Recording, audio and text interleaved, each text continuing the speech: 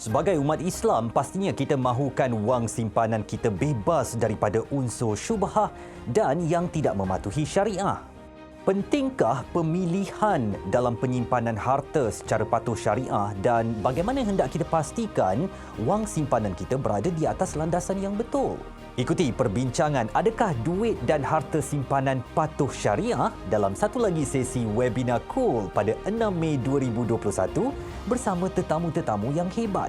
Ultimate, penulis lirik dan usahawan. Hazamin Intim, ahli kumpulan nasyid Intim dan pengasas bersama Intim Digital. PU Said Muhammad Bakri Al-Yahya, penceramah bebas. Dr. Haji Muhammad Hafiz Haji Fauzi, Ketua Jabatan Keuangan Sosial Bank Muamalat Malaysia Berhad. Klik like dan follow Facebook page Cool FM sekarang dan anda berpeluang untuk menang wang tunai daripada Cool FM. Eksklusif di Cool FM. Bismillahirrahmanirrahim. Allahumma salli ala Sayyidina Muhammad. Rabbi syrah li sadri wa yassir li amri wahlul 'uqdatam min lisani yafqahu qawli. Assalamualaikum warahmatullahi wabarakatuh. Selamat tengah hari di mana juga anda berada. Terima kasih kerana bersama dengan satu lagi sesi webinar Cool yang kami anjurkan secara percuma di Facebook Cool FM, dan anda yang baru saja bergabung bersama kami, saya doakan di mana juga anda berada sihat walafiat selalu. Ini adalah satu platform di mana topik-topik yang kami bincangkan di radio, kami nak kembangkan dan panjangkan untuk manfaat kita bersama. Dan menariknya, webinar ni dilangsungkan secara percuma. Anda boleh tonton kami di mana juga anda berada. Jadi hari ini kita nak memperkatakan tentang topik yang sangat menarik ini, iaitu simpanan patuh syariah. Adakah duit dan harta simpanan kita ini selari dengan lunas-lunas syariah? Dan ini sangat penting sementara sekarang ni ramai daripada kita yang suka membuat pelaburan, forex kan, ada bitcoinnya, ada emas. Jadi kita nak tahu hasil yang kita terima tu patuh syariah ataupun diberkati Allah atau tidak. Janganlah daripada kegairahan kita untuk mengaut keuntungan, semuanya kita main langgar sahaja dan kita ambil tak kisah. Takut-takut nanti apa yang kita makan daripada duit itu jadi darah daging kita. Allah akan soal di hari kemudian ya. Saya bersama dengan tetamu-tetamu hebat selama lebih kurang 1 jam setengah ke 2 jam ini untuk mengupaskan topik yang kami bawakan dalam webinar Cool hari ini. Antara yang bersama saya hari ini, yang pertama, saya sangat hormati penulis lirik dan usahawan Ultimate. Beliau adalah seorang yang kita tahu, orang yang sangat dikenali lah dalam dunia muzik ni. Memulakan karier solonya pada awal tahun 2000 dan telah berjaya menyerikan pentas anugerah juara lagu sebanyak 5 kali sejak tahun 2012. Dan selain kerjaya seni, Ultimate juga bergelar usahawan dengan memiliki 2 buah outlet Joe's Barbershop serta 8 buah outlet Pizza on Fire. Wow. Ultimate juga bukan dalam pada image dia rap, hip hop begitu kan, tapi dia ada menghasilkan sebuah aplikasi yang diberi nama Recite yang digunakan untuk membaca Al-Quran. Alhamdulillah, mudah-mudahan diberkati Allah. Seorang lagi rakan saya daripada Taman Ilmu dan Budi, Hazamin Intim, ahli kumpulan nasyid Intim dan pengasas bersama Intim Digital. Beliau adalah merupakan anak kelahiran Temerloh di Pahang Darul Makmur, memasuki Sekolah Menengah Agama Al-Khairiyah Temerloh dan kemudiannya Sekolah Menengah Agama Al-Ihsan Kuantan. Mempunyai pendidikan peringkat ijazah di Universiti Islam Antarabangsa Malaysia dalam jurusan kejuruteraan mekatronik dan sudah bergiat aktif dalam bidang seni sejak bermula pada tahun 1998. Ketika kami di UIA dululah, Hazamin memang dia dengan kumpulan Intim dia, saya sibuk dengan baca berita saya. Jadi dua orang ni, inilah hari inilah jadi macam inilah. Seorang lagi yang saya nak raikan untuk bersama dengan kami dalam sesi webinar Cool ini adalah PU Said Bakri Al-Yahya. Beliau adalah penceramah bebas, berusia 39 tahun, mempunyai 5 orang cahaya mata, 4 lelaki, 1 perempuan. Alhamdulillah. Antara pendidikannya adalah Diploma Pendidikan Bahasa Arab, Institut Perguruan Ipoh, Bachelor of Art dalam Syariah Islamiyah, Universiti Al-Azhar Mesir tahun 2005 dan Master of Art Syariah di Universiti Melaya tahun 2018. Selain sebagai penceramah, PU Said juga merupakan seorang penulis buku-buku Islamik dan telah berjaya menerbit sebanyak 6 buah buku. Alhamdulillah ya, mudah-mudahan membawa manfaat kepada ummah. Dan tetamu yang seorang lagi saya nak raikan ini, saya pernah interview di Konti Kul FM. Saya selalu katakan inilah wajah yang menghiasi setiap kali bulan Ramadan di Buletin Utama TV3, Tazkirah tu kan. Inilah dia. Dr. Haji Muhammad Hafiz Haji Fauzi, Ketua Jabatan Keuangan Sosial Bank Muamalat Malaysia Berhad. Beliau memiliki ijazah Doktor Falsafah Pengurusan Pengkhususan Wakaf dan Wakaf Tunai dari DRB Highcom University, juga mempunyai sarjana Undang-Undang Perbandingan Pengkhususan Bidang Perbankan dan Keuangan Islam juga dari Universiti Islam Antarabangsa Malaysia, merupakan pemegang sijil pengauditan syariah dan seorang penceramah dan pengkhutbah jemputan di masjid, surau, organisasi kerajaan dan swasta di seluruh Malaysia. Itu dia. Saya dah perkenalkan tetamu-tetamu saya, hebat-hebat belaka semuanya. Jadi ayuh kita manfaatkan ruang ini untuk sama-sama kita menimba ilmu, dan kita nak doakan mudah-mudahan Allah Subhanahu Wa Taala jadikan sesi webinar Cool pada tengah hari ini sebagai satu pentas ilmu, ruang ilmu, diturunkan keberkatan kepada kita semua dalam Ramadan Al-Mubarak yang mulia, apatah lagi kita berada dalam 10 hari terakhir bulan ini ya. Baik, kalau boleh saya nak mulakan sesi kita pada tengah hari ini, saya nak kepada orang yang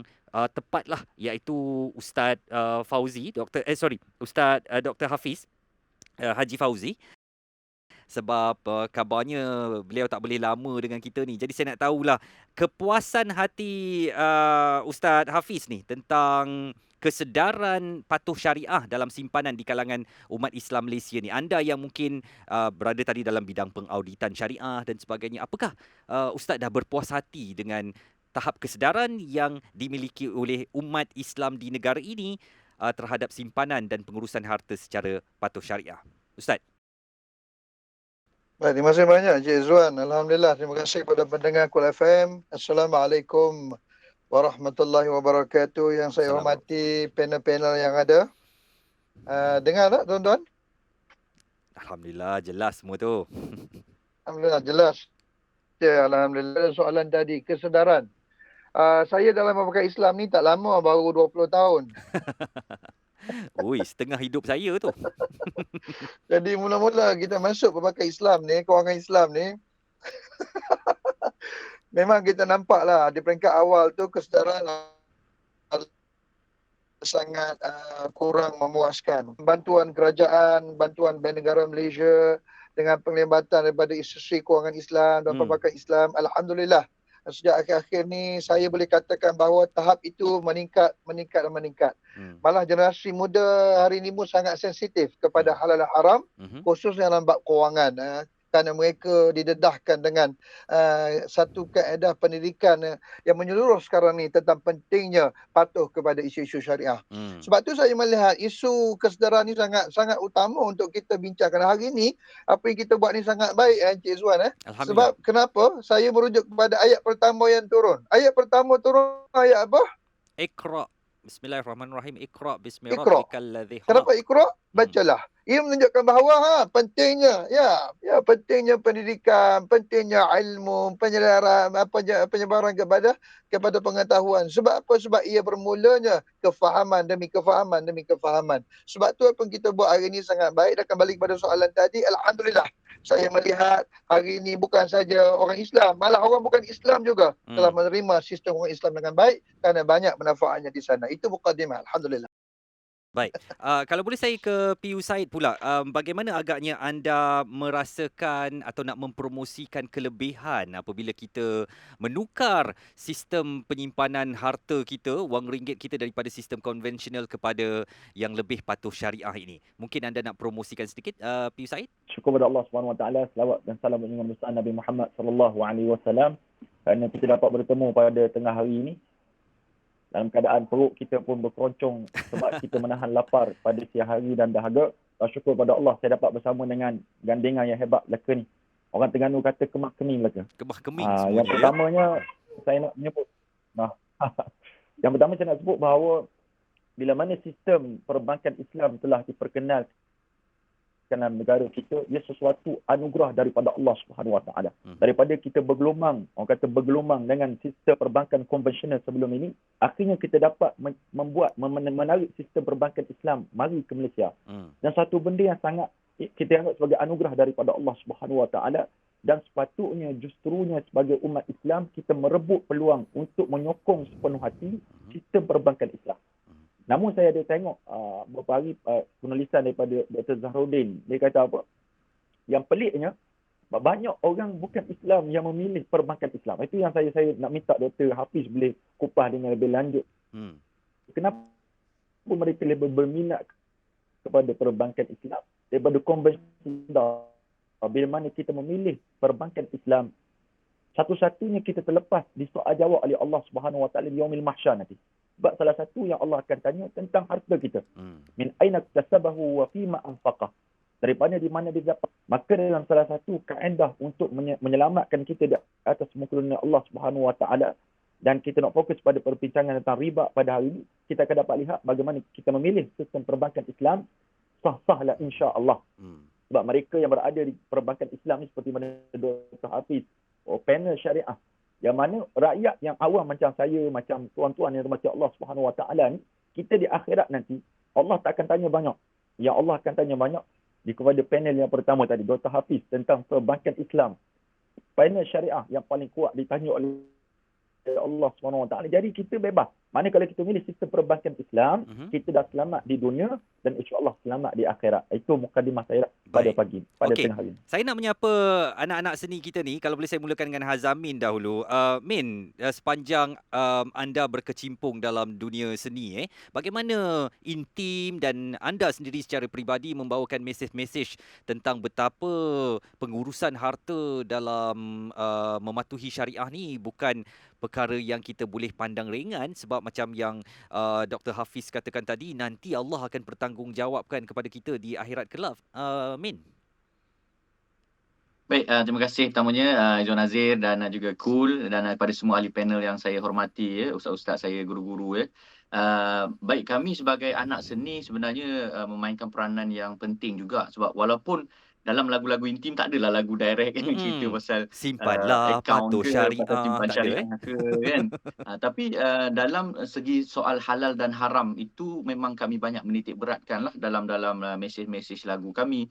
Dan kalau kita tengok orang Malaysia ni memang bab halal haram ni macam bab kata ustaz tadi, memang sangat sensitif, terutamanya dari segi makanan lah. Dari segi makanan. Tapi di pihak kami dari segi intim ni kita banyak lagi sentuh lagi dari segi soal perhubungan. Contohnya macam lagu Kasih Kekasih Intim, sebelum diijab kabulkan syariat tetap membataskan. Itu dalam soal hubungan sesama manusia kan.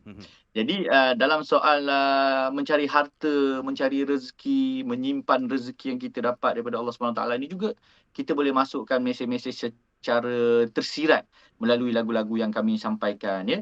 Dan sebenarnya memang sebelum ni pun kita ada beberapa kerjasama juga dengan beberapa pihak bank ya, institusi perbankan dari segi secara tak langsungnya dalam kempen-kempen mereka lah. Kita ada juga masuk dalam pertandingan-pertandingan yang dianjurkan oleh mereka sebagai juri, sebagai hakim ya. Di situ juga kami dapat orang kata selain daripada kita nak menyebarkan kefahaman tentang pentingnya perbankan Islam ni, kami dapat belajar juga. Sebab sebelum kami sebarkan, kami kena tahu dulu. Betul. Jadi kalau kita nak sebarkan, nak cerita kat orang, kita kena tahu juga apa kelebihan dia, apa yang sebab apa kita kena gunakan perbankan Islam, apa ancamannya kalau kita gunakan perbankan yang ada melibatkan riba dan sebagainya ya. Jadi di situ saya rasa kepentingan anak-anak seni ni untuk cuba menyampaikan mesej ni secara tak langsung, insya-Allah. Baik, Min. Terima kasih. Dan ultimate, kalau saya nak katakanlah ya, dari penampilan semua panel-panel saya hari ini, yang paling berbeza awak lah dengan cap Bostonnya kan. Tapi dalam penampilan yang berbeza tu bukan calang-calang Tadi saya katakan awak ada buat aplikasi Recite ni. Jadi saya nak tahulah kenapa Ultimate ambil langkah yang begini, dan dari segi kita nak kaitkan juga dengan simpanan anda sebagai seorang usahawan kan, bagaimana penerimaan dan acceptance ataupun satu yang anda memang suka lakukan untuk bawa hasil-hasil yang anda raih ini ke arah yang lebih mesra atau patuh syariah? Dia datang daripada macam doktor dia cakap, dia ayat pertama tu Iqra lah. Iqra tu bila kita membaca kita dapat kita dapat maklumat, kita dapat ilmu kan. Jadi mula-mula tu memang tak kisah, mana boleh kan. Tapi bila kita membaca, kita dapat tahu, kita lebih mendekati benda-benda ni, kita kaji bukan saja dari segi agama, sebab mungkin kalau saya bercerita tentang kebaikan patuh syariah mengikut agama, orang macam dia ni tak ada kredibiliti ni, tengok dia bukan pakai kopiah pun dia pakai cap kan. Tapi kalau kita tengok mungkin nanti doktor kita ni pakar ni dia boleh bagi tahu kami yang apa dari segi duniawi saja mungkin mana kebaikannya. Sebab kalau kita tengok orang bukan Islam yang menggunakan sistem kewangan syariah ni, dia tak fikir pasal akhirat, dia tak fikir. Betul. Kan, dia bukan Islam. Kan? Jadi apa yang dia nampak tu dari segi yang 100% duniawi saja, kenapa dia tertarik kan. Jadi untuk saya memang macam aplikasi research saya juga, dia satu aktiviti yang di mana saya sambil menyelam saya minum air. Kan, jadi melabur dalam research ni insya-Allah ada pulangan duniawi kan. Tapi kalau tak ada pulangan duniawi pun saya telah membantu sedikit orang belajar membaca Al-Quran dengan lebih ramai. Keuntungan saya di akhirat nanti dah ada lah kan. Sama dengan patuh syariah ni, bila kita menggunakan sistem kewangan patuh syariah ni, dia sambil menyelam kita minum air, sebab ada ganjarannya di dunia. Sebab tu orang bukan Islam ni join, dan ada juga ganjarannya atau kelebihannya di akhirat nanti. Saya harap lebih ramai itu lagi satu daripada artis-artis tempatan kita yang mungkin sekarang cara untuk membawa orang mendekati Islam juga bukan sahaja dari penampilan-penampilan seperti agamawan, tetapi dalam penampilan yang sederhana dan juga santai seperti anda ni akan turut boleh menarik mereka mendekati Islam, dan ini satu yang baik sekali ultimate dengan research yang anda lakukan. Ustaz Dr. Hafiz, saya nak tanyakan kepada anda, dalam perbincangan kita di radio baru-baru ini, Dr. Hafiz ada katakan ada 3 soalan bocor yang dah Allah akan tanyakan kepada kita di padang mahsyar nanti. Soalan yang ketiga itu adalah berkenaan dengan pengurusan harta kita di dunia ni, sama ada mengikut syariah atau tak syariah. Saya amat tertarik dengan soalan-soalan bocor yang Allah akan tanyakan kita di padang mahsyar ni. Kalau boleh Dr. Hafiz kongsikan kembali untuk pendengar-pendengar dan penonton webinar ini. Baik. Saya ingatkan Encik Izzuan akan baca. Tak apalah, saya serahkan kepada yang pakar. Baik, kata Nabi SAW, la tazulu qadama 'abdin yawmal qiyamah hatta yus'alu an arba'a khissal, an umrihi fima afnah, an jasadihi fima ablah, an malihi min aina iktasabahu wa fima anfaqahu, an 'ilmihi fima fa'ala. Bihadha hadith Hasan sahih rawahu Imam Tirmizi. Betul, hadis ni telah pun bocor, sebenarnya bukan 3, 4 soalan di padang mahsyar. Dan kita bincang dari itu, nama sijilnya SPM, Sijil Padang Mahsyar. Sijil ni sekali aja duduk. Tak boleh ulang Ustaz, tak boleh ulang. Sekali aja gagal, neraka jahanam. Memang menakutkan lah. Kalau SPM dunia gagal, boleh balik makan mie goreng lagi, boleh balik makan nasi goreng lagi, nasi kabu lagi. Tak ada masalah. SPM akhirat satu saja. Gagal ke neraka, berjaya insyaAllah ke syurga. Mudah-mudahan mudahkan kita di akhirat nanti. Cuma dalam 4 soalan tadi, Nabi sebut dengan jelas. Salah satu ialah bab harta. Dan harta ni dia pecah 2 soalan. Yang lain-lain itu satu soalan. Nak cerita kepada kita sangat-sangat pentingnya untuk kita ambil hirau, ambil tahu bab harta. Sebab kita nak kembali ke alam baqa, alam kekal abadi. Maka kita nak ke syurga Allah. Maka penilaian Allah kepada kita pun kita nak kena jaga. Kita kena patuh, kita nak kena taat. Jadi apa benda 2 soalan tentang harta ni? Pertama, tadi Ustaz Syed dah sebut dah. Min aina iktasabahu wa fima anfaqahu. Ditanya secara terperinci. Daripada mana harta kita dapat? Dengan duit kita, contoh rumah kita, tanah kita, kereta kita, emas kita, saham kita. Bukan tak boleh cari duit. Sebab Islam mementingkan keharmonian. Islam mementingkan keadilan. Islam mementingkan hak ditunaikan. Jadi kalau kita miliki harta dengan cara yang salah, bermaksud kita menzalimi sesama manusia. Inilah cantiknya Islam yang kembali kepada soalan sahabat-sahabat saya tadi, kenapa orang bukan Islam sangat minat kepada sistem orang Islam? Sebab kita mempamerkan satu dakwah, satu pendekatan pentingnya menjaga hak sesama manusia. Sebab tu Quran sebut dalam surah An-Nisa ayat 29, ya ayyuhallazina amanu la ta'kulu amwalakum bainakum bil batil. La ta'kulu amwalakum bainakum bil batil. Jangan kamu ambil, jangan kamu guna, jangan kamu makan harta sesamamu secara yang tidak sah. Sesamamu ni ditafsirkan oleh ulama-ulama, tafsir merujuk kepada seluruh manusia, bukan saja kepada orang Islam, malah kepada orang bukan Islam. Maknanya tak adalah teori-teori, tak apa kedai bukan Islam, kita boleh sapu. Tak ada hak orang bukan Islam, kita boleh, tak ada macam tu pendekatan pandangan mengatakan bahawa kita boleh melakukan sesuatu yang melebihi justifikasi kepada orang bukan Islam, itu tidak betul. Sebab dalam Islam mereka manusia, dalam bab muamalat mereka mesti dilayan dengan sama sahaja, sebab hak ini melibatkan hak sesama manusia. Sebab itulah saya sebut sebelum ini pun, taubat dosa dengan manusia tidak sama taubat dosa dengan Allah. Ramai kita nakkan pengampunan Ramadan, taubat bulan Ramadan, tapi kadang-kadang kita lupa bagaimana konsep dan syarat sah taubat dosa kita dengan Allah, dan juga bagaimana taubat dosa kita dengan sesama manusia. Sebab tidak akan diangkat dengan manusia, termasuk dosa harta ini dengan istighfar, dengan solat-solat taubat. Sebab kita menzalimi orang, kita menganiaya orang, kita menipu hak orang, kita menindas orang. Maka Islam melihat ini suatu benda yang perlu kita perincikan lagi, bagaimana taubat dosa-dosa melibatkan semua manusia. Jadi soalan tadi jelas kepada kita, memang soalan ketiga daripada masyarakat harta, maka hati-hati dalam cari harta, pastikan kita selamat dunia dan selamat akhirat juga. Baik. Saya ingat nak kena minta diri ni. Okey. Ada sikit masa lagi. Kalau dalam pukul 1 tu, saya lepaskanlah Dr. Hafiz ya, dengan ada temu janji penting katanya tu. Saya nak kembali ke Ultimate. Saya nak tahu Ultimate, bilakah mula ada kesedaran bahawa dalam menguruskan harta ini lebih baiklah diuruskan secara syariah? Okey, terus terang cakap, dia bila saya mendapat cahaya mata saya yang pertama, kan lebih kurang 15 tahun yang lalu kan. So bila kita dapat anak ni, kita nak dia dikelilingi benda-benda yang baik, makan benda yang baik kan. So kalau macam kita tengok makanan tu ada kena sikit, mungkin dia bukan tak cakap dia basi, mungkin color dia lain sikit kan. Kita dah macam tak nak bagi anak aku ni. So kesedaran datang dari situ sebenarnya. Kesedaran dari situ sebab kita mula memikir jangka lebih jauh ke masa hadapan.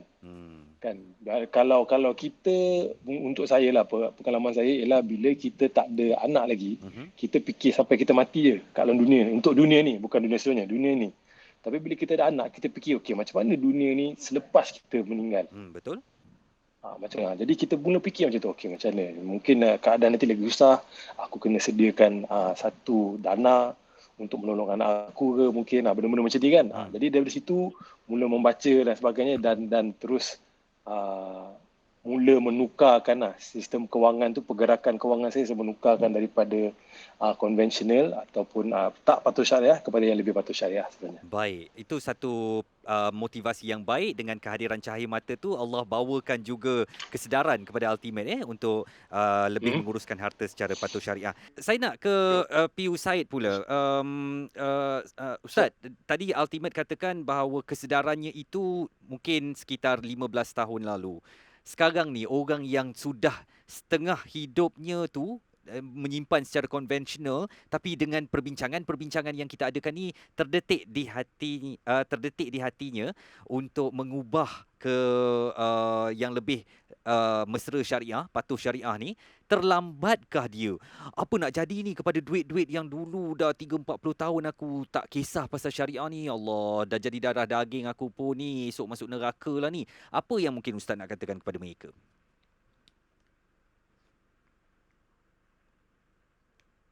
Mikrofon Ustaz, jangan lupa. Kali kedua silap. Baik, tak apa. Minta maaf. Tak sebutnya tuan-tuan Allah Subhanahu Wa Taala, keadaan bila mana seseorang sudah bertaubat kepada Allah Subhanahu Wa Taala. Nabi sebut at-taibu minadz dzambi kama la dzamba lahu. Orang yang bertaubat daripada dosanya macam tak ada dosa.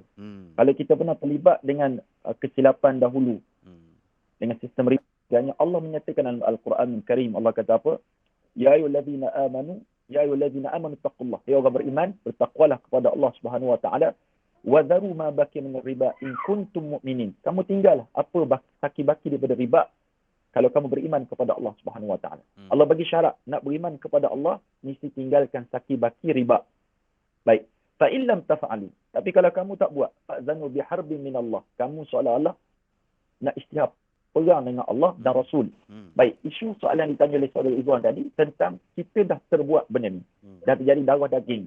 Baik. Bila mana orang bertaubat kepada Allah, hujah saya pertama, bertaubat kepada Allah dari sudut yang kita telah lakukan. Dan benda itu telah jadi darah daging kita. Bukan menjadi aset kekal. Menjadi darah daging kita, yang pertamanya kalau asli daripada benda yang haram, maka yang pertamanya kita bertaubat kepada Allah. Sebab kita dosa dengan Allah. Taubat kepada Allah Subhanahu Wa Taala. Tapi kalaulah sekiranya benda itu masih lagi wujud di sisi kita, dan kita tahu daripada kereta tu daripada benda haram, atau benda tu kita beli dengan benda haram, maka di sana hadirin mati Allah Subhanahu Wa Taala sekalian, kata ulama tinggalkan. Tinggalkan di sini bukan bermakna kita jual, kita lelong dan sebagainya. Ada kaedah yang disebut oleh para ulama kepada, contohnya kalau kita beli rumah. Kalau kita beli rumah ni sistem riba konvensional, kita kena stop kalau boleh. Segeralah kita berhenti dan kita cubalah refinance balik menggunakan sistem perbankan Islam. Itu satu contoh. Bukan mana kalau kita dah beli, Ustaz saya dah beli biji rumah, memang waktu tu tak ada lagi sistem perbankan Islam. Kalau belum wujud sistem perbankan Islam, satu isu. Tapi kalau benda tu belum wujud, tak jadi isu. Tapi kalau benda tu dah wujud, tapi kita masih lagi bermain dengan sistem konvensional ini, maka di sana tuan-tuan Allah Subhanahu Wa Taala perlu kepada pengorbanan kita sebenarnya. Sebab tuan-tuan Allah, saya menyebut pandangan Dr. Buya Yahya, seorang ulama besar di pesantren Bahjah, menyatakan bagaimana keadaan orang yang ingin bertaubat daripada kesilapan yang pernah dilakukan. Contoh orang bekerja dalam sistem perbankan konvensional, dia kata. Walaupun ada ulama yang tegas mengatakan kalau dia dah berkecimpung dengan riba, stop. Hilang pekerjaan pun hilanglah, kata dia. Tapi Buya Yahya pandangannya, saya rasa boleh cenderung untuk pandangan ini bagi kita orang yang biasa-biasa ni, iaitulah dia kena perlahan-lahan untuk beralih. Dan dia kena asingkan, kalau mampu asing harta-harta yang dia dapat dalam perkara yang haram itu, kalau dia mampu asingkan. Tapi kalau dia kata dia berat kepada suasana, tak boleh nak bagi. Dia kata, saya tak tahu, saya kata hampir semua harta saya ni, harta yang haram, dia kata dia.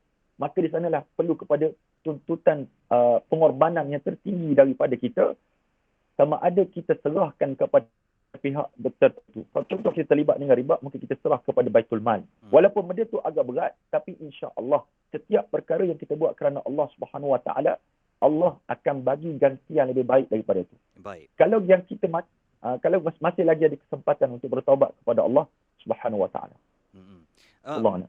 Min, kalau saya boleh tahu Azmin, mungkin di kalangan masyarakat kita ni kadang-kadang dia tahu istilah riba tu dalam sistem konvensional, tapi dia tak faham. Dia tak faham seriusnya riba tu macam mana, atau lebih suka mengisytiharkan dirinya jahil. Aku memang tak tahu pasal riba ni apa, jadi aku tahu dosa tapi aku tak tahu tahap dia dosa tu macam mana, aku tak pasti. Jadi tak mengapalah, mungkin dosa kecil kot riba ni kan.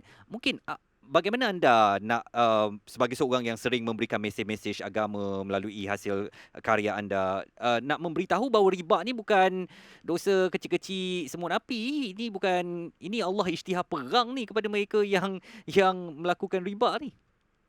Betul. Baik, memang sebenarnya kalau betul terang kita katakan kebanyakan daripada umat Islam kita di Malaysia ni, kalau bab soal pinjaman, contohnya nak beli kereta, beli rumah, saya rasa kesedaran untuk mencari loan ataupun pinjaman secara orang kata Islamik itu dah ada lah, dah luas lah.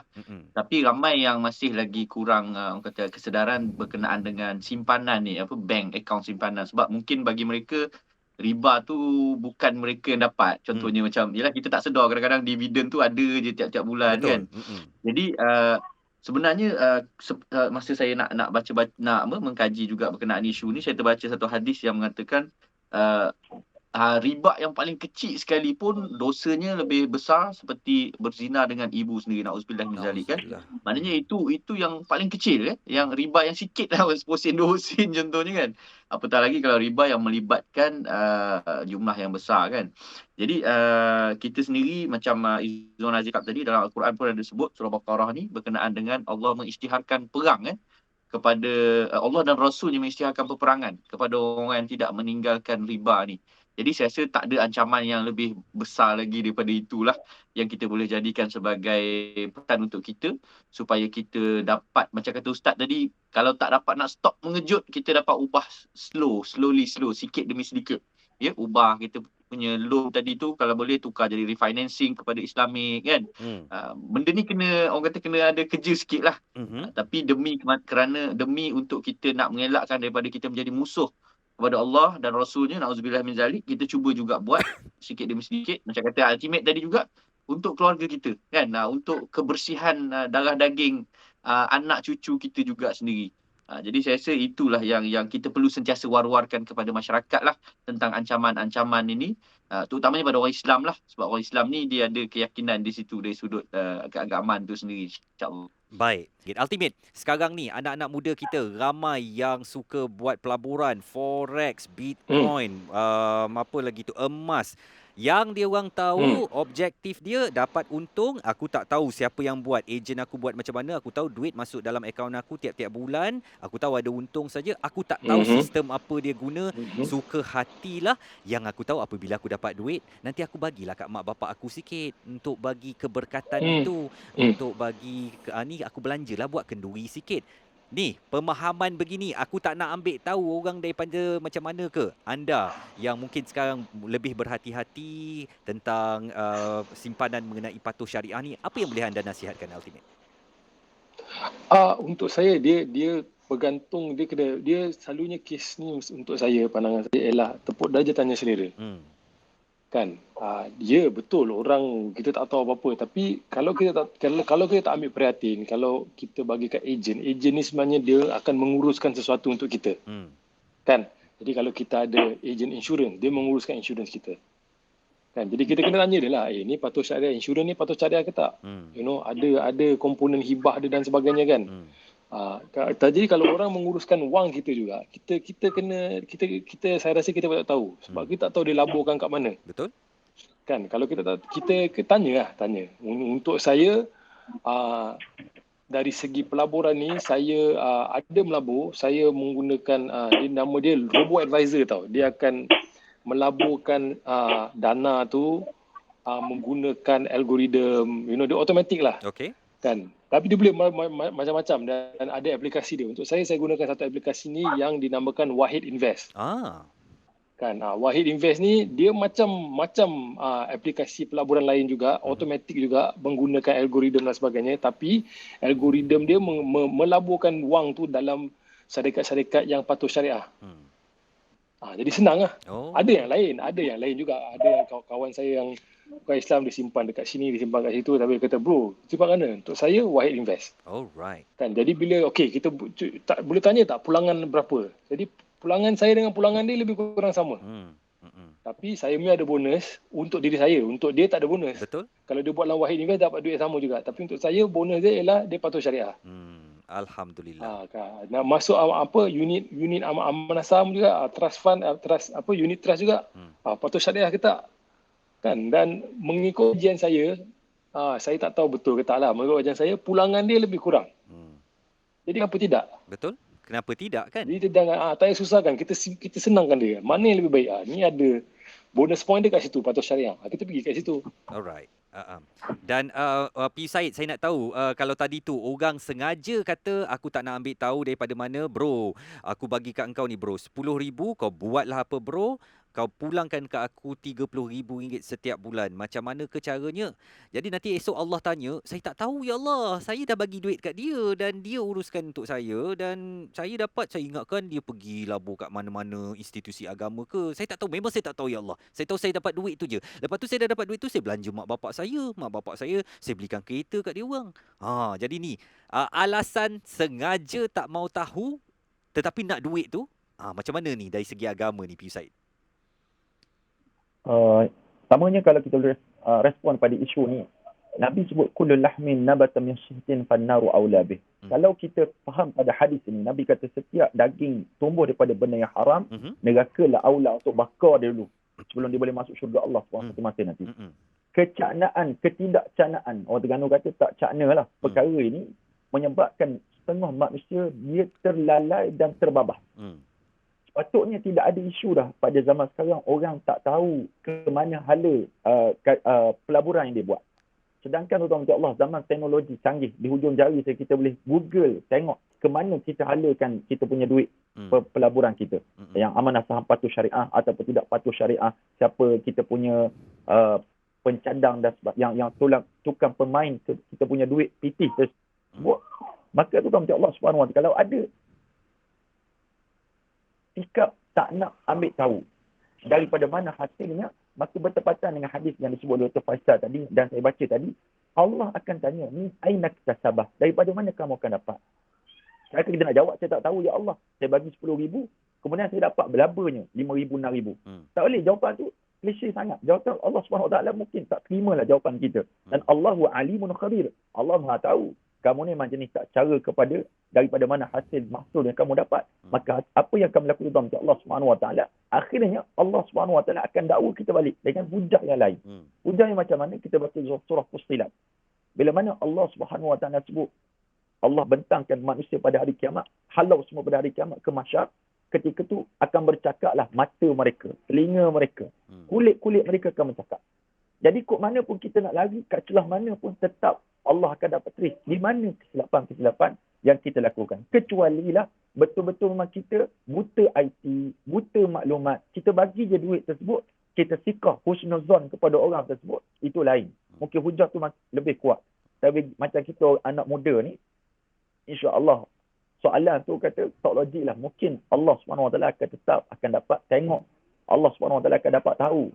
Hakikatnya kita jenis tidak ambil kisah tentang punca daripada mana kita dapat hasil masuk duit yang kita dapat tersebut. Wallahualam. Cuci duit tu, PU Said, saya nak tahu. Dia dah dapat dari mana-mana, aku tetap buat benda baik pula. Oi, aku bagi kereta kat mak bapak aku. Kau ingat senang nak bagi kereta kat mak bapak kan? Dia cuci duit tu. Dia nak menghalalkan duit tu dengan konon-kononnya dia berlaku baik kepada masyarakat di sekeliling, keluarganya kan. Diterima tak dari segi agama? Dia dari segi agama mardud, ditolak. Contoh kita jadi Robin Hood lah. Kita curi duit orang, lepas tu kita sedekah pada orang miskin. Al-ghayah la tubarriru wasilah kan. Matlamat tidak menghalalkan cari. Asalnya kita beli merompak bank. Bila kita nak beli roti, kita pergi bayar kepada tukang cashier kat depan. Walaupun kita nampak baik, hakikatnya hasil yang kita dapat tu haram. Bagi pihak ketiga, mereka tak tahu, tak apa. Bagi pihak kita, hukum dosa tu jadi pada kita. Tapi kalau pihak ketiga pun tahu duit tu duit haram, dan dia kata saya terima juga, maka dua-dua jadi haram belaka. Sebab kata ultimate lah, lagu yang sangat popular. Kalau duduk rumah sewa tapi pakai kereta, kalau pakai kereta mewah tapi duduk rumah sewa dah. Amboi, dia kata. Macam mana? Kadang-kadang kita nak amboi, kita nak mewah. Hidup kita mewah. Tapi hakikatnya kita ambil daripada hasil yang haram. Maka tuan-tuan Allah Subhanahu Wa Taala, biarlah apa, biarlah kita tak bergaya asalkan hasil daripada benda yang halal itu sendiri. Jadi cuci duit untuk nampak halal, hukumnya tidak diterima dalam Islam. Wallahualam. Saya nak ke Hazamin. Min, sebagai seorang yang telah berkecimpung dalam dunia glamour ni, dunia depan kamera ni selama berpuluh tahun, secara pengurusannya, apakah untuk menerima mana-mana jemputan anda juga mementingkan dari segi dapatan ataupun apa yang anda akan dapatkan daripada hasil persembahan, hasil show dan sebagainya, itu juga patuh syariah? Atau macam manalah anda menguruskannya? Bagaimana intim menguruskan hasil yang diterima daripada show tu ataupun syarat-syarat yang mungkin diberikan sebelum penerimaan kepada mana-mana jemputan? Baik, memang kami kumpulan intim dah bergerak ialah daripada tahun 2000 dulu, kemudian 2005 kami bergerak sendiri, buat syarikat sendiri. Daripada situlah kami mula belajar sedikit demi sedikit khususnya tentang pengurusan kewangan ni lah. Dan di situ juga pada sekitar tahun 2005-2006 tu kita mula buka akaun sendiri, akaun syarikat sendiri kan, dan menguruskan transaksi di antara kami sendiri dan juga di antara penganjur ataupun di antara organizer lah yang memanggil kami buat persembahan tu sendiri. Jadi memang asas-asas untuk syariah ni kita perlu jaga dan kami pun cuba untuk menjaga sedaya yang mampu lah. Dan kesedaran untuk menukar akaun syarikat sendiri kepada akaun syariah tu pun telah kita laksanakan juga. Yang mana kalau dulu mungkin susah sikit kita nak cari syariah punya compliance, tapi sekarang ni saya percaya semua bank atau bank yang bukan nama Islam pun ada Islamic banking juga kan. Jadi saya rasa tak ada alasan lagi macam kata Ultimate tadi, kenapa tidak kan? Memang tak ada alasan, dan bahkan dari segi keuntungan, dari segi korang kata hasil keduniaannya pun lebih kurang sama saja. Jadi begitu juga dalam urusan pengurusan show kami, bukan kami tak pernah lalui juga ada beberapa perkara ataupun ada beberapa isu yang mana kita rasa macam tak kena. Contohnya ada penipuan, cara nak orang kata nak markup payment lah, ada yang nak buat orang kata palsu punya tuntutan. Jadi pernah berlaku juga sebab kita dah macam-macam show yang kita dah terima, jadi kita cuba elakkan bila ada berlakunya perkara-perkara yang kita rasa menimbulkan keraguan dan boleh menyebabkan hasil pendapatan tu syubhah ataupun jadi haram, na'udzubillah kan. Jadi saya rasa itu sangat penting. Tak kira lah kalau kami dalam urusan perniagaan ni dari segi show lah, dari segi event. Walau yang lain-lain pun, kawan-kawan kita yang lain pun macam-macam bisnes ada. Jadi kita cuba sentiasa menjaga transaksi-transaksi kewangan kita tu sentiasa patuh syariah. Kadang-kadang bukan sebab kita nak buat benda tu, tapi kadang-kadang sebab kita tak tahu, kita jahil, ilmu tu tak ada. Kan kadang-kadang kita pinjamkan duit dengan orang, kita minta dia bayar lebih kan. Tak sedar dah jadi macam riba juga. Jadi kadang-kadang benda tu kita rasa macam normal, tapi sebenarnya dia melibatkan perkara-perkara yang boleh menyebabkan jadi riba, boleh jadi haram. Jadi kita kena bertanya lah, kena belajar, kena membaca.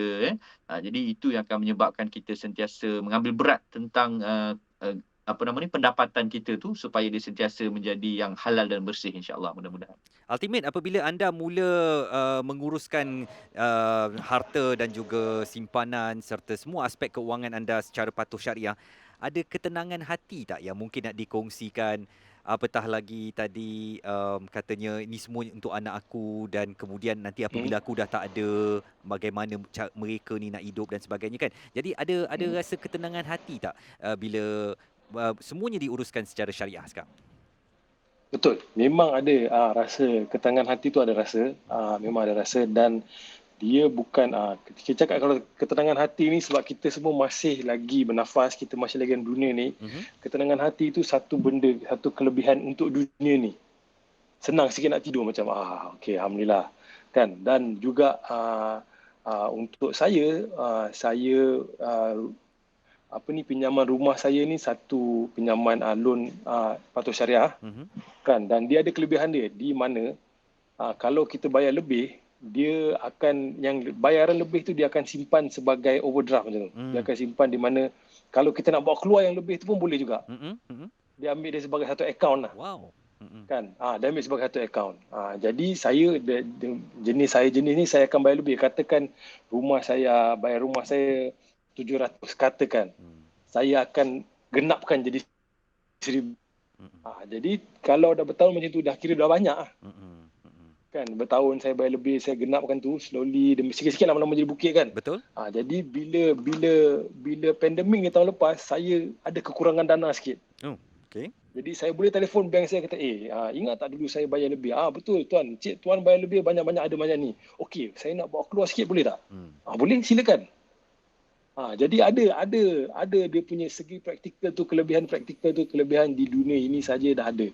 Tak payah kira di dunia yang akan datang lah. Di akhirat tu macam kan PU saya semua dah cerita dah ni kan. Jadi saya nak bagi satu contoh nyata lah, real world example pasal kelebihan sistem patuh syariah ni. Ultimate ada bercakap dengan kawan-kawan dalam industri tentang bro, kau dah tengok tak bro, kau dapat duit show ni bro, kau masuk mana? Ada tak cuba melakukan, kalau saya nak kata dakwah tu mungkin perkataannya Islamik sangat, ajakkanlah, nasihat supaya lebih mendapat ketenangan hidup dan tak perlu khawatir kepada perkara-perkara yang kita risaukan, duit tu tak berkat dan sebagainya. Ada tak ajakan-ajakan ini kepada kawan-kawan? Ada, tapi dia bukan dalam format yang panjang. Macam webinar ni dia format yang panjang. Orang yang betul-betul berminat dia akan. Jadi kita cara saya ni, bila saya berdakwah atau saya menasihat orang ni, sebab orang tengok saya macam tak ada credibility sangat. Jadi saya masukkan sikit-sikit. Sikit-sikit. Bro, itu dapat show. Dapat bro. Ni ada masuk masuklah ASB 1000. Kan ASB sekarang ada ASB sekarang patuh syariah tau. Aku masuk ASB. Selamat sikit duit kau. Susah. Sebab ASB ni nak keluarkan susah, bukan macam kad ATM. Kan jadi kau dah ni kau, bayar loan kereta tu bayarlah lebih sikit, kasih settle awal. Sebab lagi kalau katakan dia membeli kereta tu menggunakan pinjaman yang tidak patuh syariah, kan lagi cepat dia habiskan, lagi kurang riba yang dia bayar. Sebab itu memang sistem konvensional. Kan jadi lagi cepat, lagi kurangkan masa dia terlibat dengan riba, lagi baguslah. Jadi kita bagi sikit-sikit macam tu, kita macam bro, aku punya kereta dah biar bayar bro. Bro lega bro, relax je, tak payah risau. Engkau kalau ni kau nak senang sikit, nak senang hati sikit, engkau bayar awal. Kita bagi sikit-sikit lah. Bro, tu saya nak bagi tahu juga bro, Allah tak tengok kita punya pakaian bro, Allah tengok kita punya CD memang, tapi manusia tengok. Manusia tengok. Sebab tu bila saya kadang-kadang saya jumpa anak-anak muda, saya nak nasihat diorang. Diorang ni bukan semuanya dah berfikiran lebih terbuka. Kadang-kadang dia tengok orang pakai kopiah terus dia tutup. Dia tak nak dengar apa-apa.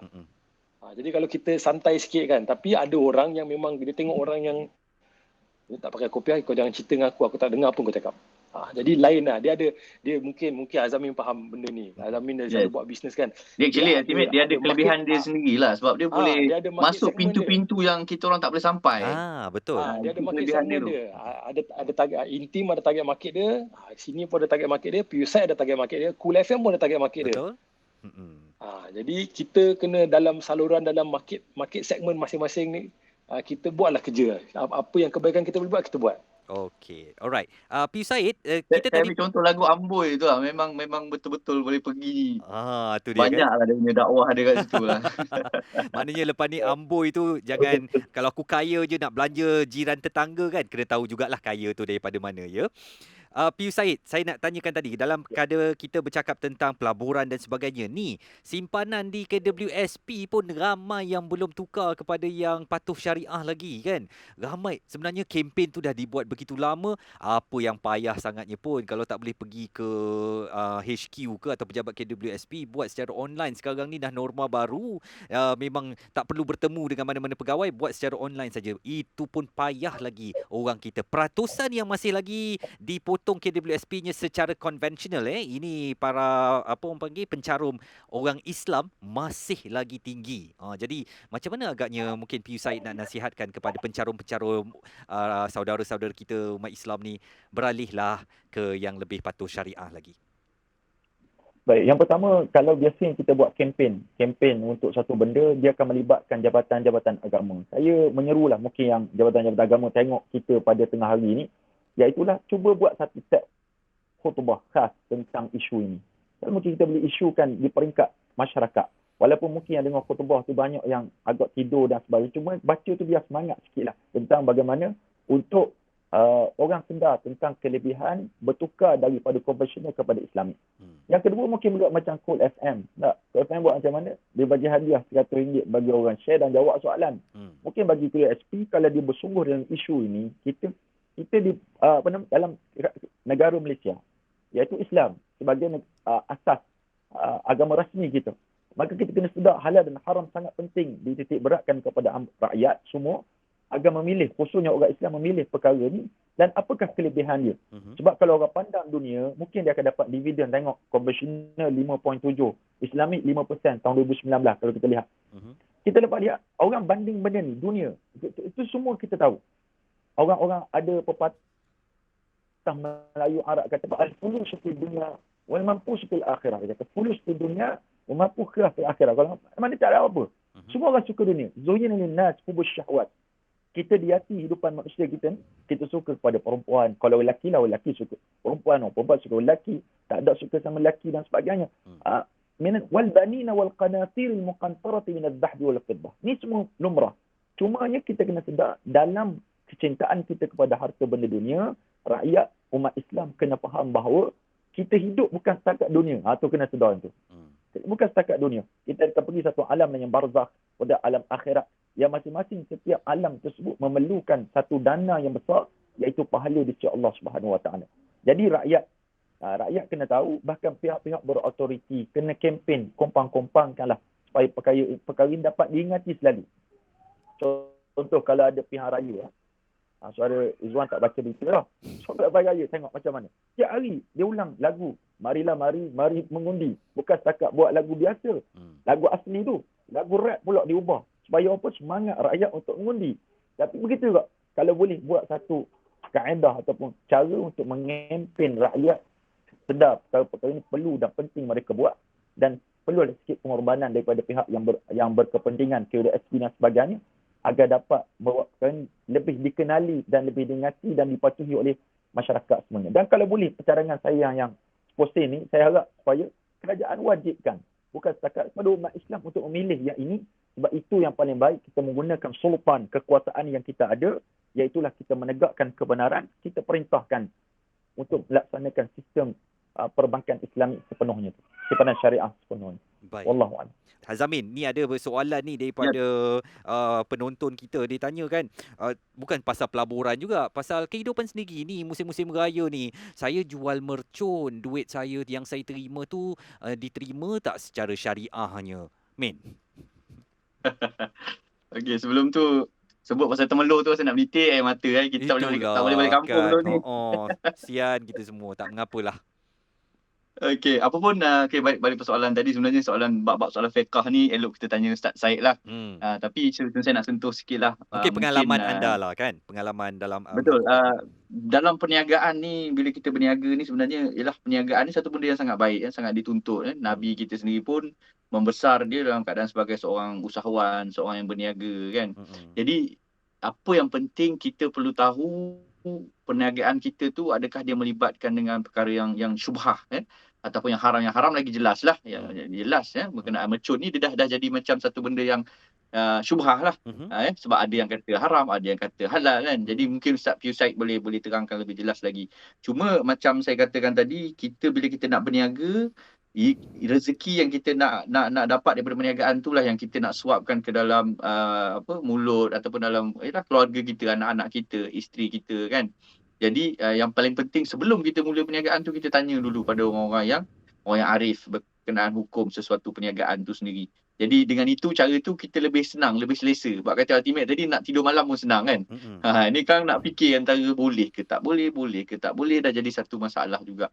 Jadi berkenaan hukum halal haram tu, saya rasa Ustaz Said lah lebih bagus untuk menjawabnya. Terima kasih. Ustaz, kalau ada nak sambut daripada lontaran Hazmin tu kepada persoalan niaga ni, nak cari rezeki, sekarang nak raya dengan keadaan COVID-19 ni, ramai yang terganggu ekonominya, yang boleh dijual mercun je. Jadi hasil yang diterima tu, dia concern ni, dia prihatin hasil diterima tu. Jadi kita nak bagi nasihat sikit lah Ustaz. Baik, yang pertama, terima kasih. Mercun ni dia melibatkan dua. Yang pertama dari sudut perundangan negara kita. Yang kedua dari sudut Islam tu sendiri. Kalau sudut perundangan negara, memang sah-sah tak boleh jual mercun. Tak boleh jual mercun. Cuma berlakunya bukan setakat tak boleh jual mercun. Kita lebih jual lebih daripada mercun. Segala maknanya mercun kita jual. Sekarang ni jenis mercun drone, bentuk drone. Ni saya tak main lagi lah. yang guna untuk hari kebangsaan tu, yang punya besar kemain tu kan. Ya. Kalau melibatkan yang ditegah oleh hukum ataupun pemerintah, maknanya automatically bila mana kita tak ikut pemerintah, mana tak boleh. Dari sudut asas perundangan Islam, perundangan negara pun kata tak boleh. Yang kedua, bila sebut tentang Islam ni tak nak perkara memudaratkan. Cumanya, tuan-tuan nanti Allah Subhanahu Wa Taala, main mercun ni telah menjadi satu adat kepada, mungkin dia kata kaum Tionghoa, orang Cina, tapi telah menjadi adat sejak kecil, dulu, kini, dan mungkinlah Allah Allah sampai bila main mercun.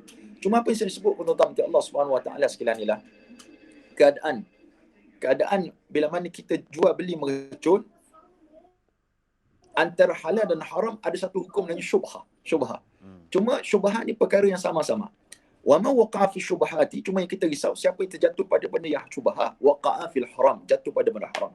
Cuma nasihat saya tuan-tuan macam Allah Subhanahu Wa Taala, daripada jual mercun, baiklah kita jual kuih raya, ambil kuih raya daripada siapa-siapa jadi dropship ke, jadi agent dan sebagainya, untuk kita selamat. Untuk selamat, hujahnya selamat di dunia. Memang walaupun nampak seronok beronok-ronok kita main mercun, tapi hakikatnya sesuatu yang dilarang di sudut pemerintahan, kecualilah pemerintah kita kata. Sebab dia berkait dengan pemerintahan. Kalau pemerintah kita kata ataupun undang-undang mengatakan boleh, silakan. Tapi di sana ada unsur pembaziran. Banyaklah kena pakai hujah, banyak hujah yang menolak daripada menerima.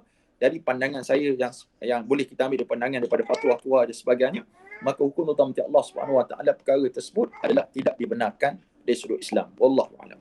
Rakan-rakan yang mungkin nak cari perniagaan ke, jadi ejen lah, hubungi Hazamin ke Ultimate kan. Mana-mana yang boleh jadi ejen ke, dia orang boleh bantu insyaAllah kan.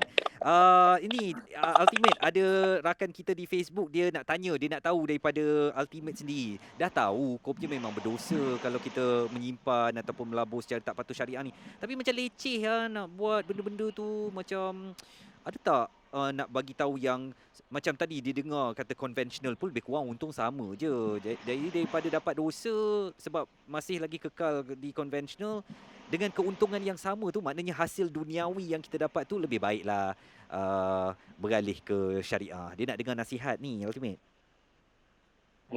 Okey.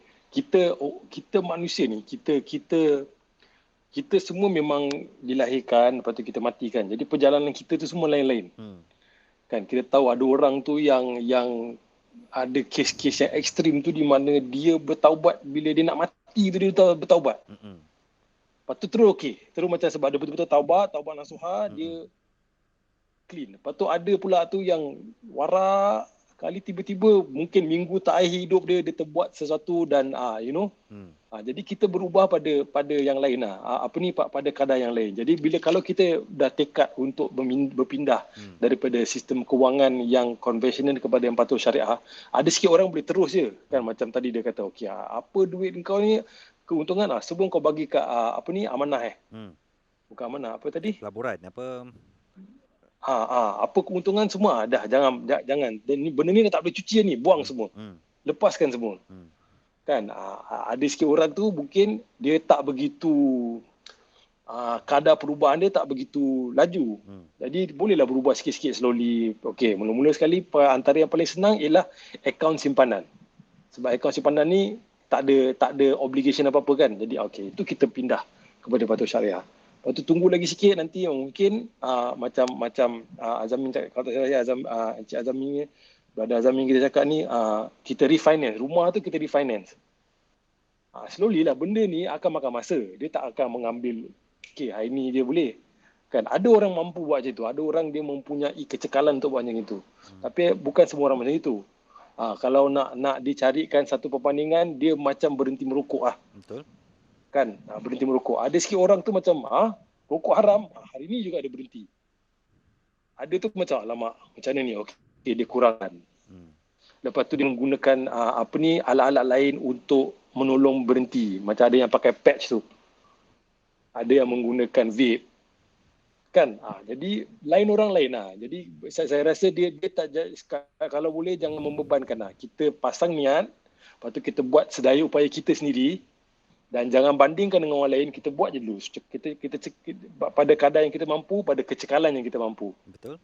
Sebab niat tu dah betul. Untuk saya niat tu dah betul. Saya rasa kalau hati tu dah dijentik, kemudian niat kita baik, insya-Allah Allah akan bantu kita ke arah jalan yang betul. Dan kalau dah hati tu dijentik, jangan tangguh-tangguh Ajal maut ni di tangan Tuhan bro. Kita tak tahu bila kita nak dipanggil balik kan. Takut bila dipanggil balik kita tak sedia lagi. Tu tadi SPM tak lulus tu. SPM dunia boleh lagi kita kerja dekat restoran makanan segera ke mana ke kan. SPM akhirat ada dua je jalan dia, kiri atau kanan. Soalan daripada Putri Nadia ini kepada Ultimate dan juga Intim. Intim tak nak duet ke dengan Ultimate untuk buat satu topik mengenai satu lagu mengenai topik kita hari ini? Silakan. Best tu.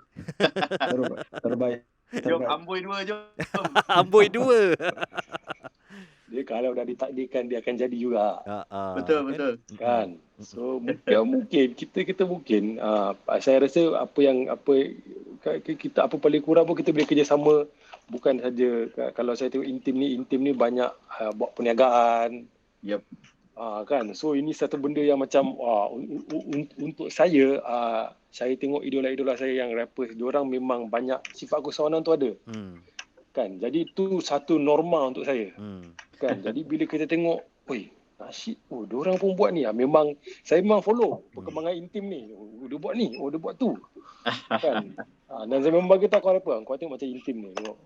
Tengok diorang punya hustle macam mana. Hustle tu ialah keusahawanan lah. Betul. Kan. Jadi boleh collaborate. Dari kolaborasi ni bukan saja dari segi wang, dari segi muzik, tapi cara lain pun boleh, insya-Allah. Saya memang minda saya terbuka bila kolaborasi ni, bila memperkasakan ekonomi negara kita, memperkasakan ekonomi orang kita, mengatakan ekonomi orang Islam, memang saya memang sangat-sangat on lah senang cerita. Oh, Yes. Azamin, boleh on je Boleh. In fact sebenarnya dengan Recite pun sebenarnya kita pernah terlibat sekali dulu masa di peringkat awal dulu kita pun pernah turut sama dalam kempen juga. Dan saya rasa apa saja yang kawan-kawan kita buat dalam bidang ni, sebab industri muzik ni sekarang ni bukan hanya kita kena menyanyi saja. Sebab kita kena buat macam-macam benda supaya kita boleh survive dan kita sentiasa support kawan-kawan kita. Macam sekarang ni lebih-lebih lagi time pandemik ni kan. Bila kita tengok ada kawan-kawan yang post mengenai bisnes dia orang, kita share lah, kita support dan at least dengan cara tu kita boleh bantu mereka sikit sebanyak juga, insyaAllah, mudah-mudahan. Baik. Saya nak panjangkan soalan daripada seorang penonton kita ni, saudara Adi Kamal, tapi saya rasa saya boleh jawab soalan ni. Kalau kita buat pelaburan kepada agensi yang bukan Islamik dan kita dapat bonus atau dividen dan kita gunakan duit itu ke arah kebaikan, boleh ke macam tu? Saya ni yang naif, saya jawab memang tak boleh lah. Bukan saya sailang PU Said, tapi saya kata tak boleh. PU Said akan jawab dengan... Tapi saya nak kembangkan soalan itu. Duit hasil dividen daripada pelaburan dari agensi bukan Islamik ini nak buat macam mana, PU Said? Takkan nak buang dalam longkang je. Okey, baik. Disebut oleh para ulama dalam isu ni bila kata tentang duit yang tidak halal ataupun syubhah. Ada yang satu haram, totally haram, tikam noboeko itu totally haram. Tentang dividen pelaburan bukan syariah itu syubhah hukumnya. Maka di sana di mana kita nak salurkan duit ni laku ataupun sesuai untuk pihak yang ketiga. Ketiga ni macam mana? Nombor satu khususnya kita salurkan kepada pihak yang memerlukan, nak buat satu benda yang tidak ada muruah ataupun kemuliaan di sisi agama. Contoh nak buat tandas, nak buat jalan, nak buat longkang. Kita boleh salur kat situ. Adapun nak bagi kepada orang tua kita dengan duit yang haram tersebut, hukumnya tak boleh, haram. Tak boleh bagi. Sebab baik, adapun bagi pihak seterusnya kita tengok orang yang susah. Mungkin kita tak ada tempat nak bina-bina macam perkara saya sebut tadi. Kita tengok ada orang susah yang memerlukan kepada bantuan daripada kita, maka pihak ketiga itu dibenarkan. Contoh saya menang loteri ataupun saya dapat banyak pelaburan lah. Nak kaya raya saya dengan sebab pelaburan tersebut, tapi tiba-tiba tersedar tentang perkara ni salah. Dan duit itu kita bagi kepada orang, contohnya Rohingya ataupun orang di Syam, di bumi Syria dan sebagainya, ataupun kepada pihak-pihak yang memerlukan bantuan seperti mana yang dibuat oleh saudara sahabat kita Hazmi Inti ni, kita sebut nak bagi kat mereka. Dan tuan-tuan macam Allah SWT tak perlu kita maklumkan ni duit yang saya dapat pelaburan yang tak perlu sebut. Bagi saja, insya-Allah. Namun begitu kata ulama, tetap walaupun kita bagi dengan niat yang baik, kita tak dapat pahala. Sebab kita infak benda yang haram. Tak boleh pahala. Cumanya kita dapat bebaskan diri kita daripada melakukan ataupun makan perkara-perkara yang haram tersebut.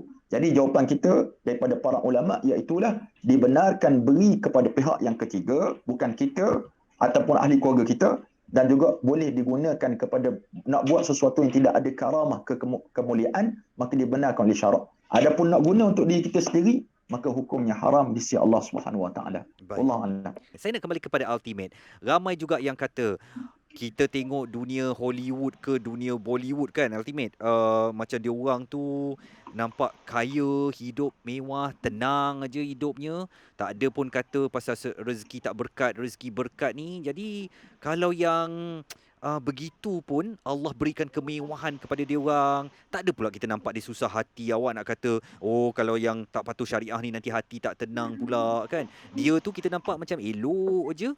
Ni nak jawab mereka yang berkiblatkan kepada Hollywood dan Bollywood terlalu melihat kepada kemewahan yang ditunjukkan duniawi tu? Macam mana Ultimate punya reaksi? Oh, macam mana nak cakap ni? Saya anggap tu sebagai ujian lah. Mungkin Piusite boleh ni kan. Kembangkan. Saya rasa benda tu dinamakan istidraj. Betul tak? So kita bagi ustaz. Sebab kalau saya jawab, diorang macam, apa kau tahu? Kau apa ijazah kau?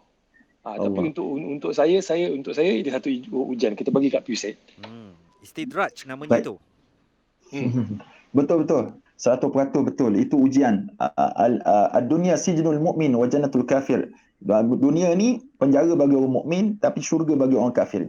Mereka boleh seronok di atas muka dunia Allah Subhanahu Wa Taala tapi setakat di dunia saja. Tapi di akhirat Allah Subhanahu Wa Taala akan bagi satu benda pun kepada mereka walaupun sebesar sayap nyamuk, kenikmatan kepada mereka. Hatta kalau mereka kaya atas muka dunia, boleh infak banyak atau boleh derma banyak, tetap Allah balas di dunia saja bagi mereka, tapi tetap di akhirat tidak ada bagi mereka. Yang betul lah istidraj. Satu benda nikmat yang Allah bagi, kemudian Allah akan tarik secara baghtatan, mengejut, yang menyebabkan mereka akan menyesal seterusnya. Jangan kita bangga dengan mereka, itu memang Allah, kurniaan Allah kepada mereka. Kita patut rasa bangga dengan kekayaan yang kita ada, iaitu kaya iman dan Islam itu. Wallahualam. Baik. Dia lain satu, kalau kau nak tambah ni, betul lah, dia orang nampak bahagia. Tapi dia orang bahagia, betul-betul bahagia ke tak? Itu satu cerita kan. Sebab kadang-kadang kita tengok Instagram orang ni, kita kalau selalu Instagram, macam kita tengok Instagram ni, dia orang post benda-benda yang best je. Dia tak pernah post benda yang tak best. Betul. Tak bukannya bermakna dia bahagia, dia happy sentiasa je. Bahagia sebab ni manusia kan mesti emo mesti naik turun je. Betul. Dan bahagia ni kita boleh pakai topeng sekarang ni kan. Ada hari kita pakai topeng bahagia, kita nampak bahagia kan. Dan kita boleh tutup Instagram kita kalau ketidakbahagiaan kita itu kita tak mahu orang lain tahu.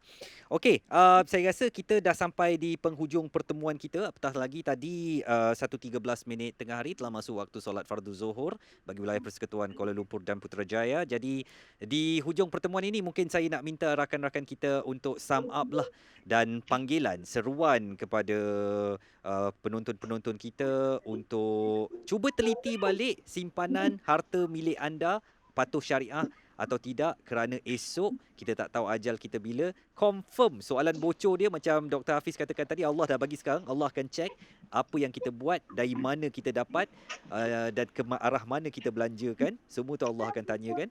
Jadi mungkin Azamin untuk menutup pertemuan kita, seruan anda. Baik, marilah kita sama-sama jadikan bulan Ramadan ni, bulan yang mulia ni sebagai bulan titik perubahan bagi kita lah. Kalau mungkin tadi yang ada kata yang dah ada niat tapi belum bertindak lagi, kita mulakan dengan tindakan kita. Mungkin dengan langkah yang kecil yang kita buat tu, Allah akan permudahkan segala urusan kita untuk terus berubah kepada yang lebih baik. Kalau akaun kita, kita buat loan tadi, loan tak Islamik, kita cuba call dah bank kan, nak buat refinance yang Islamik punya kaedah. Dan kalau kita dah ada akaun simpanan yang tak Islamik, kita dah mula buatlah, maknanya dah mula tindakan kita tu. Bulan Ramadan ni kita jangan lepaskan peluang ni, sebab cetusan rasa hati kita nak berubah tu adalah hidayah daripada Allah SWT. Jadi walaupun kecil, kalau kita teruskan, insya-Allah Allah akan permudahkan, Allah akan bantu kita. Dan keduanya, bulan Ramadan ni juga zakat tu kita jangan lupakan, sebab dengan zakat itulah dia akan menyucikan harta-harta kita. Mungkin kita tak tahu ada benda-benda yang kita selama ni haram, kita ambil syubhah dan sebagainya.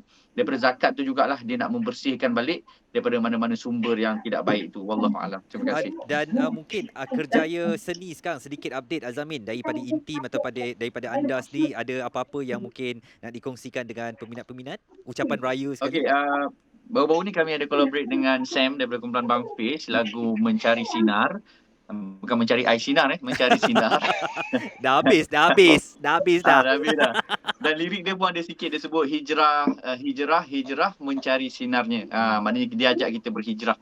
Tak salah kita berubah walau sedikit demi sedikit. Macam kata Ultimate tadi, kita jangan fikir pasal orang lain. Kita fikir pasal diri kita sendiri. Yang penting kita berubah untuk diri kita sendiri, untuk Allah Allah. Ultimate, kata-kata akhir daripada anda untuk mengajak secara santai, secara relax untuk cuba lihatlah kepada harta-harta simpanan masing-masing tu, bawalah ke jalan syariah.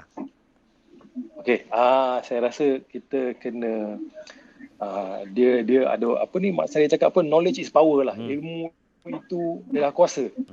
Kan? Jadi kalau pasal sistem kewangan perbankan patuh syariah ni, saya galakkan orang buat kajian dulu kan, dan saya rasa korang akan nampak bahawa kebaikannya dia ada pros dia, bukan saja dari segi akhirawi, tapi dari segi duniawi pun ada juga.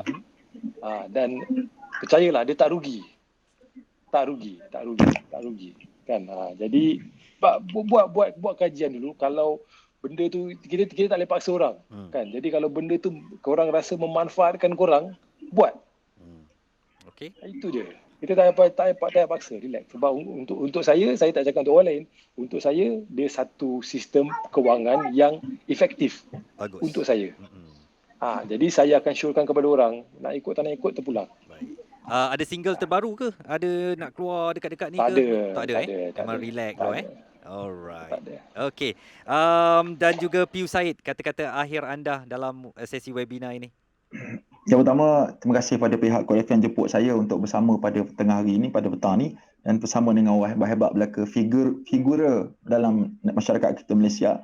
Saya tertarik dengan salah satu lirik lagu Ultimate, 7 kali pergi usrah tapi sudah pandai tepis fatwa. Betul lah, betul bedak tu. Mana tuan-tuan sangat-sangat mendalam benda tu. Saya suka dengar lagu tu sebenarnya. Kadang kalau saya mengantuk dalam kereta, kalau drive jauh, saya akan dengar lagu, salah satu lagu yang akan saya dengar. Supaya menghilang ngantuk saya. Sebab dia banyak suruh kita fikir benda.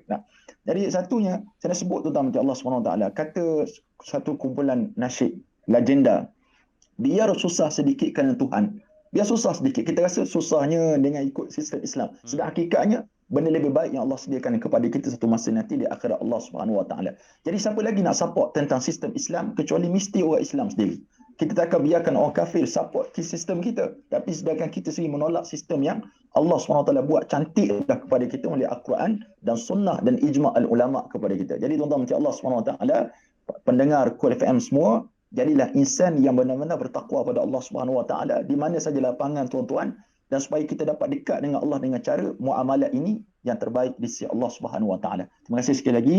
Assalamualaikum warahmatullahi wabarakatuh. Waalaikumsalam. Bagi pihak semua kru di Kul FM yang bertungkus lumus di belakang tabir untuk menjayakan webinar Kul pada petang ini, saya nak ucapkan terima kasih kepada panel-panel saya yang hebat-hebat semuanya yang telah berkongsikan satu perspektif yang sangat menarik. Saya harapkan akan menjadi satu pembuka minda anda yang mengikuti sesi webinar ini. Ultimate, penulis lirik dan usahawan, Hazamin Intim, ahli kumpulan nasyid Intim dan pengasas bersama Intim Digital, serta Piu Said Bakri Al-Yahya, penceramah bebas dan penulis buku-buku akademik Islam. Terima kasih sekali lagi. Marilah kita berdoakan mudah-mudahan Allah jadikan webinar ini satu sidang ilmu yang diturunkan berkah ke atas kita, rahmat ke atas kita, dan diampunkan dosa-dosa kita, apatah lagi kita di dalam 10 hari terakhir bulan Ramadan ini. Jangan lupa untuk mengikuti siaran ulangan webinar Kul ini di radio pada hari Sabtu ini 8 Mei 2021 pada pukul 5 petang, dan anda boleh dengarkan kembali perbincangan-perbincangan kita. Dan saya nak ulangi juga ulangan webinar Kul di YouTube Kul TV pada 18 Mei 2021 nanti. Jangan lupa dengarkan Kul FM bila-bila masa sahaja melalui aplikasi rasmi kami, juga secara live stream di kulfm.com.my. Tak terlepas juga anda boleh mendengarkan siaran ulangan topik-topik menarik di Catch Up Kul menerusi aplikasi serta di laman web rasmi Kul FM. Kepada semua saya ucapkan selamat meneruskan ibadah puasa, dan awal-awal saya ucapkan selamat Hari Raya Aidilfitri, minal aidin wal faizin, mohon maaf zahir batin.